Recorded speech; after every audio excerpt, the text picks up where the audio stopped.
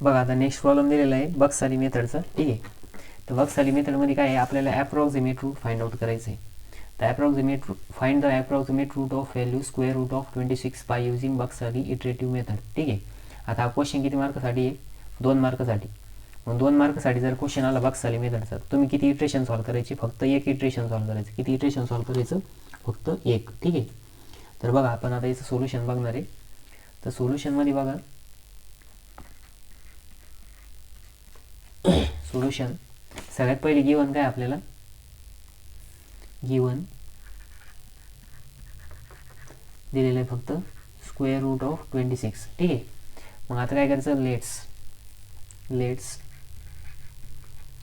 A equals to 26, ठीक आहे. ए equals to किती घेतला आपण, 26.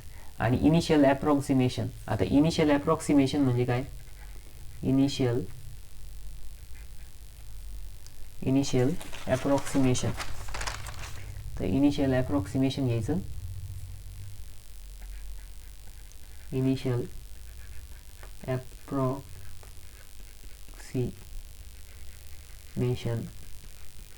मग इनिशियल ॲप्रॉक्सिमेशन म्हणजे काय की 26च्या असा एक जवळचा नंबर घ्यायचा, तो परफेक्ट स्क्वेअर आहे. मग परफेक्ट स्क्वेअर म्हणजे कोणता, तर सपोज 25 जर घेतला आपण, तर 25चं स्क्वेअर रूट काय येतं, 25चं स्क्वेअर रूट येतं 5.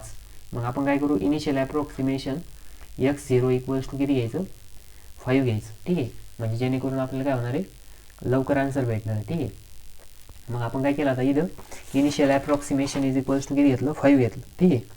मग आता लिहायचं नाऊ बाय युझिंग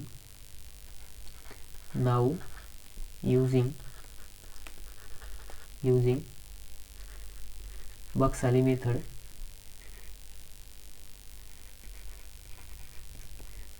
मेथड, ठीक आहे. मग बक्साली मेथड जी आहे, तर याच्यामध्ये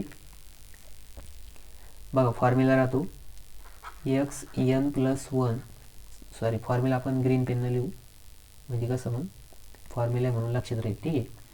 मग x(n+1) is equals to xn plus an, ठीक आहे, मायनस anचा square upon 2 into xn plus an, ठीक आहे. मग हा फॉर्म्युला याला वाटलं तर इक्वेशन नंबर 1 म्हणा, ठीक आहे. आता an काय, तर an फाइंड आउट करायसाठी पुन्हा फॉर्म्युला आहे an is equals to capital A minus xnचा स्क्वेअर अपॉन 2 इंटू xn, ठीक आहे.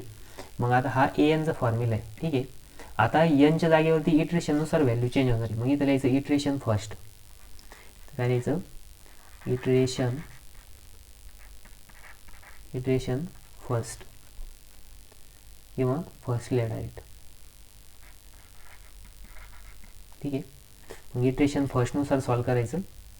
मग इटरेशन फर्स्टमध्ये काय करणार आपण, n इक्वल्स टू 0 पुट करणार. मग इथं लिहायचं put n equals to 0.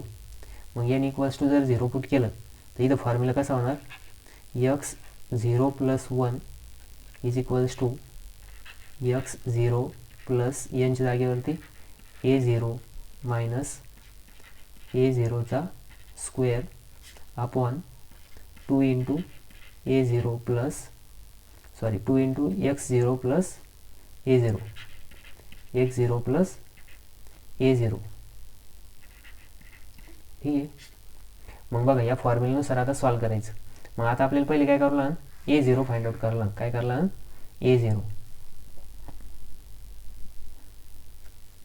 a0 काय आहे, तर a0 is equals to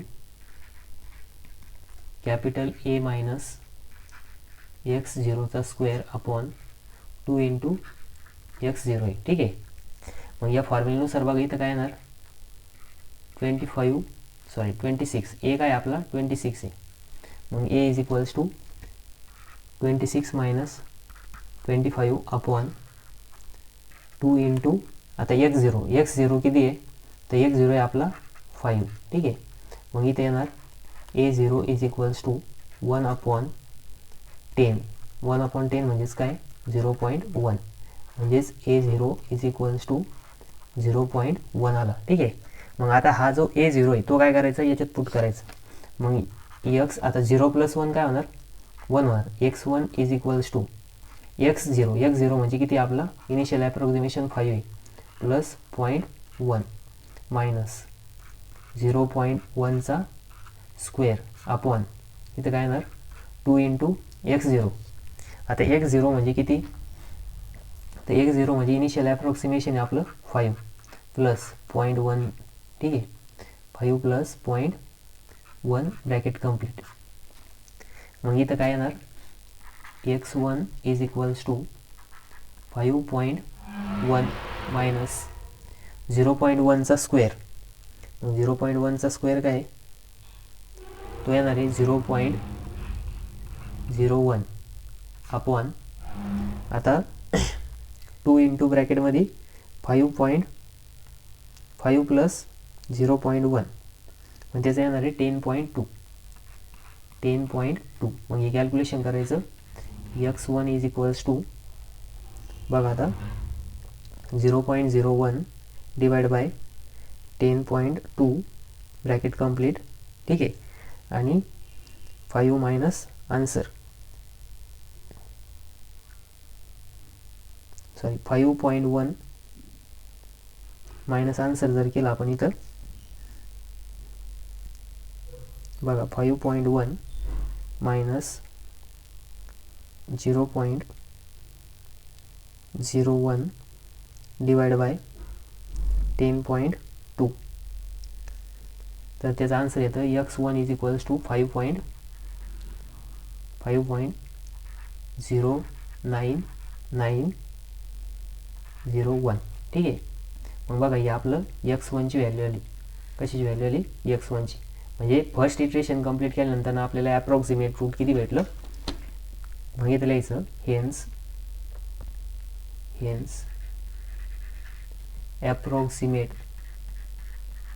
approximate root of approximate square root of 26 equals to 5.09901 after one iteration. ठीक आहे. मग बघा कॅल्क्युलेटरमध्ये जरी तुम्ही टाकून बघितलं तरी पण नियर अबाउट हेच आन्सर येतं. तर हे काय आपण फक्त एक इटरेशन सॉल्व्ह केले का, कारण की इथं फक्त क्वेश्चन 2 मार्कसाठी आला. ठीक आहे. तर आता आपण नेक्स्ट क्वेश्चन बघणार आहे प्रोबॅबिलिटीचा.